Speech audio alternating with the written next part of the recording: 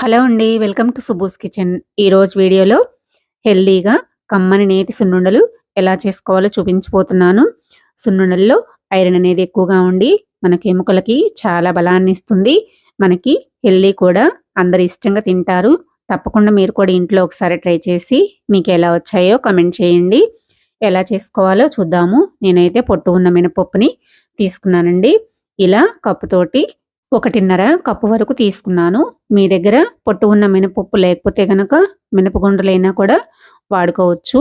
ఇప్పుడు stove on చేసుకొని ఇలా ఫ్రై చేసుకోవాలి. మంటను మాత్రం లో టు మీడియం ఫ్లేమ్‌లో పెట్టుకొని ఇలా కలుపుతూ ఫ్రై చేసుకున్నామంటే గనక మనకి చక్కగా పప్పు అనేవి మాడకుండా వస్తాయి. చూసారు కదా!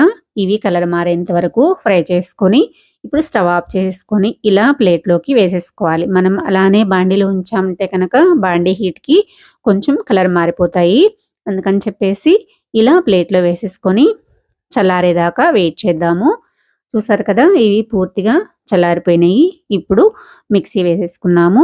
ఒక మిక్సీ బౌల్ తీసుకొని అందులోకి ఇలా పప్పును వేసుకొని మెత్తగా గ్రైండ్ చేసుకోవాలి. చూసారు కదా! ఇలా మెత్తగా గ్రైండ్ చేసుకున్నారంటే గనక సున్నుండలు చాలా బాగా టేస్టీగా వస్తాయి. చూసారు కదా!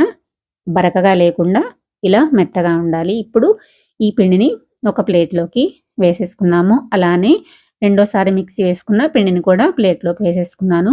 ఇప్పుడు బెల్లాన్ని తీసుకుందాము. నేనైతే ఒక పావు కేజీ వరకు బెల్లాన్ని ఇలా నలకొట్టేసి వేసేసుకున్నాను.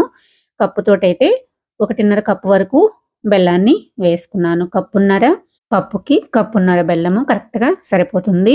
ఇలా బెల్లాన్ని వేసుకున్న తర్వాత ఇందులోకి మనం గ్రైండ్ చేసి పెట్టుకున్న పొడి పిండిని ఇలా 4, 5 స్పూన్లు వేసుకున్నామంటే గనక మనకి బెల్లం అనేది మిక్సీలో చుట్టుకోకుండా చాలా బాగా మెత్తగా వచ్చేస్తుంది. చూసారు కదా! ఇలా మెత్తగా గ్రైండ్ చేసుకుంటే సరిపోతుంది. ఇప్పుడు ఈ బెల్లాన్ని కూడా ఇలా పిండిలోకి వేసేసుకుందాము.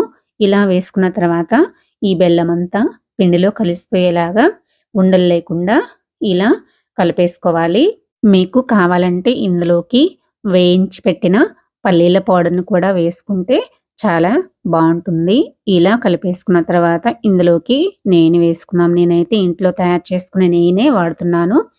మీకు నెయ్యి ఎలా తయారు చేసుకోవాలో పూర్తి ప్రాసెస్ తోటి ఒక వీడియోని అప్లోడ్ చేశాను. మీకు కావాలంటే డిస్క్రిప్షన్‌లో లింక్ ఇస్తాను. తప్పకుండా చూడండి. ఇలా పిండిలోకి కొంచెం కొంచెం నెయ్యిని వేసుకుంటూ బాగా పిండిలో ఇలా మిక్స్ చేసుకోవాలి. ఒకవేళ మీకు నెయ్యి సరిపోయినంత లేకపోతే గనక పిండిని కూడా ఒక డబ్బాలో స్టోర్ చేసుకొని బయటైనా పెట్టేసుకోవచ్చు. లేదంటే ఫ్రిడ్జ్‌లో పెట్టుకున్నా కూడా చాలా రోజుల వరకు నిల్వ ఉంటుంది. మీరు నెయ్యి ఉన్నప్పుడు ఇలా సున్నుండలు చేసేసుకోవచ్చు. ఇప్పుడైతే నేను ఈ మొత్తం పిండిని సున్నుండలు చేసేసుకుంటున్నాను. ఇలా నెయ్యి పూర్తిగా పిండిలో కలిసిపోయేలాగా కలిపేసుకొని ఇప్పుడు మనకి కావలసిన సైజులో ఉండల్ని చేసేసుకుందాము. నేనైతే మీడియం సైజులో ఇలా ఉండల్ని చేసేసుకుంటున్నాను. మీకు ఏ సైజు కావాలో ఆ సైజులో మీరు చేసేసుకోండి. ఇలా ఒక్కొక్కటి చేసేసుకొని ఒక ప్లేట్‌లోకి అయితే పెట్టేసుకున్నాను. ఇలానే మిగిలిన పిండిని మొత్తాన్ని ఉండలుగా చేసేసుకొని ప్లేట్‌లోకి పెట్టేసుకున్నాను. నేను ఒకే సైజులో ఉండల్ని చేసేసుకున్నాను. నాకైతే చాలా బాగా వచ్చేసినాయండి. తప్పకుండా మీరు కూడా ఇలానే ఇదే ప్రాసెస్‌లో ట్రై చేయండి. చాలా బాగా వస్తాయి. మనకి చాలా హెల్తీ కూడా. తప్పకుండా ట్రై చేసి మీకు ఎలా వచ్చాయో కామెంట్ చేయండి. నా వీడియో నచ్చినట్లయితే లైక్ చేయండి, సబ్స్క్రైబ్ చేయండి, షేర్ చేయండి. మరో మంచి వీడియోతో మళ్ళీ కలుద్దాం. Thanks for watching.